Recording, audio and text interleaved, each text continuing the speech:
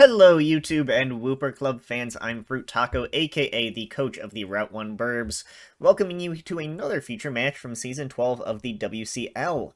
This week, Steve Chuck's Waterdeep Wobbuffets take on Joe 8 and the Akron Aggrons. Both teams are looking for that crucial 5th win to secure a spot in the playoffs as the season winds down with just 1 week remaining after this one.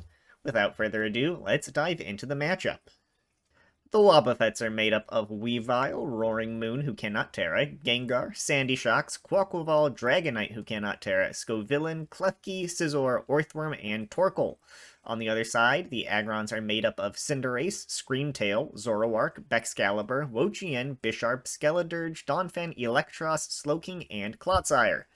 Looking at the speed tiers here, it's pretty close, with the edge going to the Wobbuffets.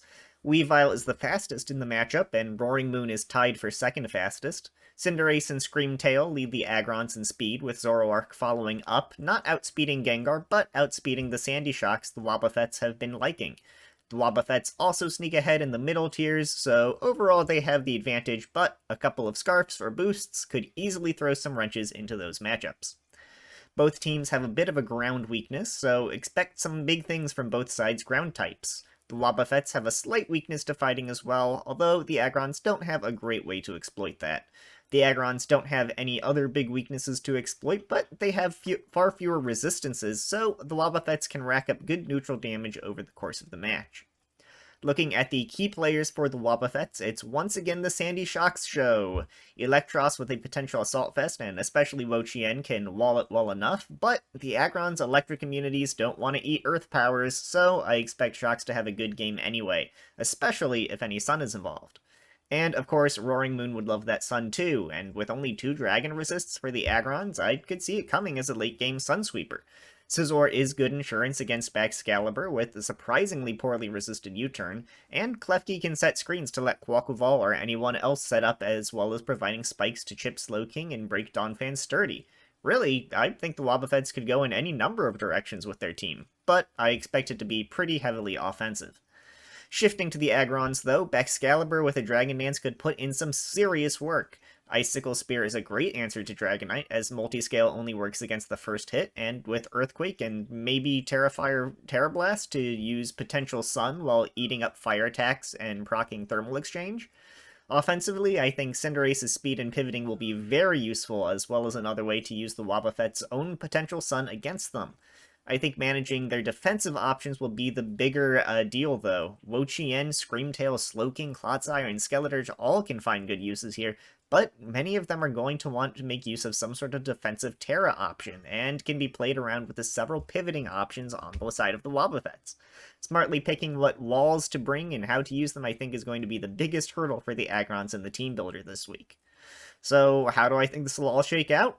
I'm going to go with the Wobbuffets this week. I think their pivoting will let them position their several breakers in front of the right walls at the right time, and ultimately come out on top. A misplay or a sneaky tech option from the Agrons could have the Wobbuffets finding themselves on the back foot, though, against all that potential bulk. Let's get on with it, though, and see what's actually coming to the match. Starting it off for the Wobbuffets this week is Banded Roaring Moon, running max speed Jolly to speed tie Cinderace. Crunch, U-turn, Earthquake, and Iron Head hit 9 out of 11 Pokemon super effectively, and with all of 3 of the Agron's bug resists being weak to Earthquake, this could be very free damage and momentum in the late game, especially since we can peek ahead and see that Sun can give this mon another boost to attack via Photosynthesis. From Physical Breaker to Special, we've got Choice Specs Gengar with very specific speed investment. This spread doesn't outspeed max speed Zoroark anymore, but it does outspeed something trying to speed creep Sandy Shocks. Very smart investment here by Steve Chuck, realizing he can afford a little extra bulk, which he put into Special Defense to always live Psychic from max Special Attack Timid Screamtail. Finally, taking a look at its moves, Hex has synergy with several sources of status on this team, including potential Sludge Bomb poisons and Toxic Spikes, which Gengar can set on a predicted switch. And even without status, Gengar can compensate for the lack of power instead of having, Shadow Ball with Terra Ghost. Trick rounds out the moveset to cripple something like Clodsire switching in, a really well thought out set here from Steve Chuck. Next up is Quaquaval, running a bulky attacking set with near max attack adamant as well as significant HP and speed investment. At +1 speed, this just outspeeds the entire Agron lineup, and while I'm not sure exactly what calc that bulk is for, it's just guaranteed to live Adamant Baxcalibur's Glaive Rush and Modest Electros's Volt Switch, as well as being a near coin flip to survive 2 banded Pyroballs from Cinderace with those leftovers it's holding. Aqua Step lets it boost its speed, Brick Break can tear down Screamtail's screens, and then Bulk Up and Taunt can let it take advantage of some of the more passive walls the Agrons might be bringing. Terra Water lets it lose its Psychic weakness, as well as boost Aqua Step's power. Following the Dancing Duck, we have the third member of the Choice-locked trio in Choice Scarf Modest Sandy Shocks, which has been working great for Steve Chuck so far. The Scarf lets it conveniently outspeed +1 max speed Baxcalibur by just 1 point. Volt Switch and Terra Ground boosted Earth Power are its stab options, only resisted by Wochian and Electros. With all the ground weaknesses the Agrons have, Shocks can take advantage of some of those forced switches to set up rocks or spread paralysis with Thunderwave as well. Finally, getting some serious bulk, we have max defensively bulky Torkoal bringing the sun with it. Body Press is its only decently damaging move, with Rapid Spin letting it clear hazards in its boots, and Clear Smog clearing away his opponent's boosts. Yawn comes as a good status option without risking letting Baxcalibur get a free thermal exchange boost off of Will-O-Wisp. Terra Steel is an interesting choice here, letting it resist Baxcalibur's Glaive Rush and be immune to Toxic from Clodsire, but still being weak to any ground moves those or any other Pokemon could have. We'll see if that Terra pays off or not, but I have a feeling it's to get out of some pretty specific situations, so I think there's a good chance we don't see it. And lastly, we've got even more bulk from Max Defense and HP Orthworm with a fun set. Rocky Helmet can get valuable chip on physical attackers, while Sleep Talk, Iron Defense, and Body Press can potentially wall up and tear down its opponents. Slowking, Electros, Skeledirge, and Screamtail can still take advantage of this set though, so Earthquake or another attack would have been nice somewhere, but I think this is mostly just here to be a great Baxcalibur resist and ground immunity. We can see Terra Steel on the set, but with no steel attacks, that would offer literally no benefit, so only expect to see this Terra if Steve really wants to flex on his opponent. Checking out the Agrons team, we're starting off with Max Attack, Almost Max Speed Jolly Baxcalibur. That investment lets it just outspeed Max Speed Dragonite, although no longer outspeeding Max Speed Quaquaval. Dragon Dance lets it boost up to Sweep, with Loaded Dice Icicle Spear being its stab of choice, paired with Brick Break and Earthquake for coverage. This gives it at least neutral damage against everything, while hitting 8 Pokemon super effectively and tearing down Klefki's screens. Terra Ghost lets it dodge any potential fighting moves, but it doesn't offer a whole lot of utility beyond that. Still, that could let it get an extra boost or two against something like Orthworm or Torkoal, so we'll see if it can pull off a sweep. Next up, we have Support Screamtail with max HP and basically max speed Timid to outspeed max speed Gengar. Which should hopefully keep the team healthy, especially behind Extended Reflect, with Thunderwave slowing down threats like Quaquaval or Roaring Moon, and Dazzling Gleam hitting those threats, potentially boosted by Terra Fairy, which also helps its matchup against Ghost and Dark moves. Nothing wrong with this set in theory, but I think Reflect stands out to me as a choice I probably wouldn't have gone with. The primary physical threats for the Wobbuffets, Roaring Moon, Quaquaval, and Dragonite, are all things you'd probably like to Thunderwave or just hit with Dazzling Gleam. Reflect still helps the rest of the team, but I think Light Screen might be my preferred screen here to help against Gengar and Sandy Shocks, who both love choice specs. We'll see what this set can pull off in the match, though. From bulky support to full-on wall, we have Skeledirge running a very standard set. Max HP, max special defense with lefties, Torch Song, Will-O-Wisp, Hex, and Slack Off.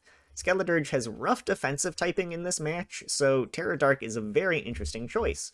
It resists Dark and Ghost moves coming from Roaring Moon and Gengar, but gains fighting and bug weaknesses. I was expecting something like Ground or Grass to wall Sandy Shocks, but Dark lets it answer something like Nasty Plot Gengar or Dragon Dance Roaring Moon better, while spreading burns onto the physical threats trying to hit its original weaknesses. Cinderace is up next, doubling down on its speed with max attack, max speed Jolly, and a Choice Scarf. The only thing faster than this is Weavile with a Scarf of its own, and its speed ties +1 Roaring Moon, and even outspeeds max speed Scovillain in the Sun. Low Kick one-shots Roaring Moon without the risks of High Jump Kick. Pyroball is powerful and reliable while being boosted by Terrafire and any Sun.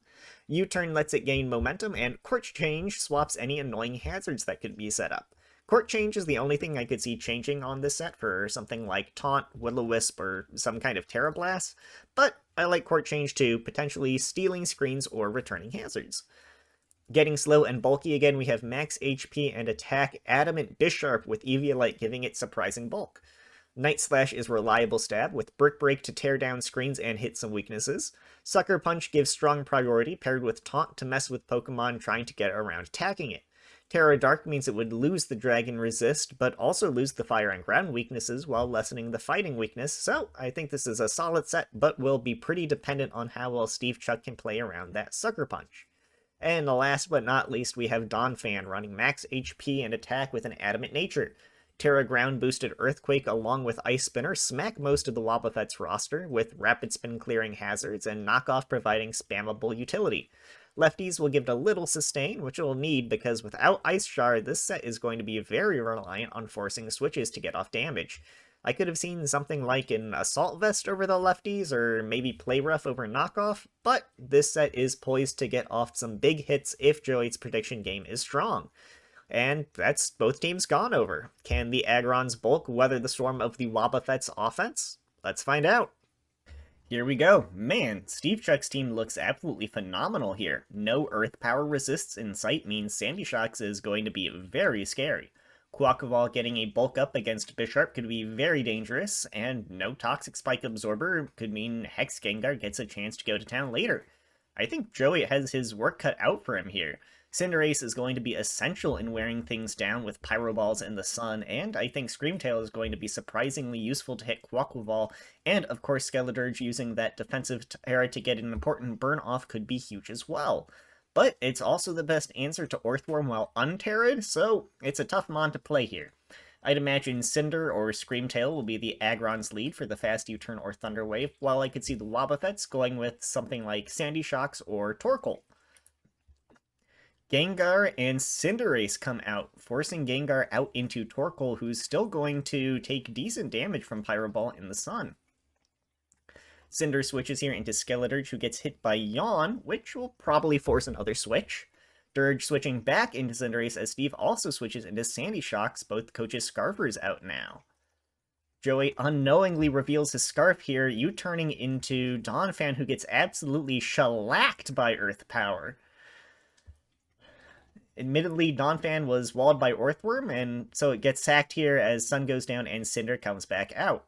Torkoal comes back into that Sun as Joey U-turns out into, let's see here, it's Baxcalibur, forcing an interesting turn for both coaches. Baxcalibur threatens big damage with Earthquake, but Torkoal can also hit it with Body Press or Yawn if it gets greedy and tries to Dragon Dance. If Steve makes the EQ prediction and goes to Earthworm, though, then Brick Break or a double into Skeledirge would be the play. Well, let's see what the coaches choose. No switches. Joey gets a little greedy Dragon Dancing up and gets hit with Yawn. Not a great position. Cinder switches in for the Drowsy Dragon as Earthworm comes in for Torkoal, a much better situation for the Aggrons. Torkoal has to switch into another Pyro Ball and is below half now. Cinder switches for Skeledirge once again as Torkoal switches for a new mon, Roaring Moon. I really think that Joey could have just stayed in and thrown out another Pyro Ball. Everything should take at least half from Pyro Ball, and sure, the sun will be fading, meaning things like Quaquaval and Roaring Moon won't be in range of a follow-up, but I think that damage would have been really nice. Skeledirge is going to Terra to resist the Dark move, but Steve clicks a U-turn expecting a switch doing huge damage, and the Mist Wisp is Salt in the Wound. Oh, Bisharp switches in for Skeledirge to take an attack, but it's predicted and Steve gets up a free T-Spike. Of course, has to switch out now, bringing in Earthworm, who really doesn't like the taunt it gets hit with. Bisharp is switched out for Skeledirge, who will be sacked to a Body Press and is going to then bring out the Screamtail. I'm not sure this was a great play. Earthworm is probably going for Body Press here if it has it, so I'd have gone straight into Screamtail to set up a Reflector Wish. Joey doesn't know that Earthworm has Iron Defense, but if it gets one or two off, he doesn't have a good way through it anymore without Torch Song. Sandy Shock switches in on Screamtail's Thunder Wave, really unfortunate for the Aggrons there. Rocks come out from Sandy Shock, revealing the Scarf as Dazzling Gleam puts it into KO range. Of course, Steve has to switch, and his choice is Gengar, with Joey taking the free turn to get a Wish Up. Thunder Wave paralyzes the Gengar as it tricks its specs onto Screamtail, probably trying to catch the Bisharp, and Wish is going to bring Scream back to full. Screamtail doesn't hate these specs, as now it cleanly two-shots Quaquaval and one-shots Roaring Moon, but it already did enough damage to the non-resists and would love to freely click Wishes and Thunder Waves, so both of these Pokemon have become significantly less useful here. Cinderace switches in, maybe expecting Steve to fear a Psychic move and switch, but Steven gets paralyzed lucky as Hex would have KO'd there.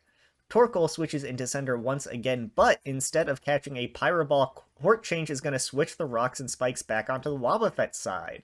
This was a pretty hard turn for the Agrons. Cinderace, especially poisoned, really didn't like those rocks, and neither did Baxcalibur, but with Sun up, Pyro Ball would have forced Steve to make a sack.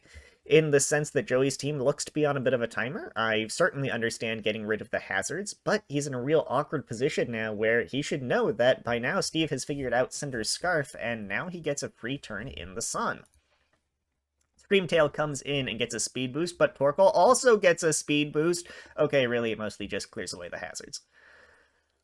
Both coaches are going to switch here into Baxcalibur and Gengar, and this could be an opportunity for the Agrons. Joey switches to Cinder, probably predicting Orthworm, but Gengar stays in and gets fully paralyzed again.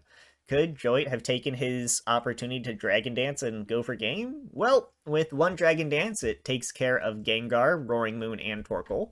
It needs two dances to outspeed Sandy Shocks, who with Terra can do 60 to 71% out of Sun and 79 to 93 in Sun.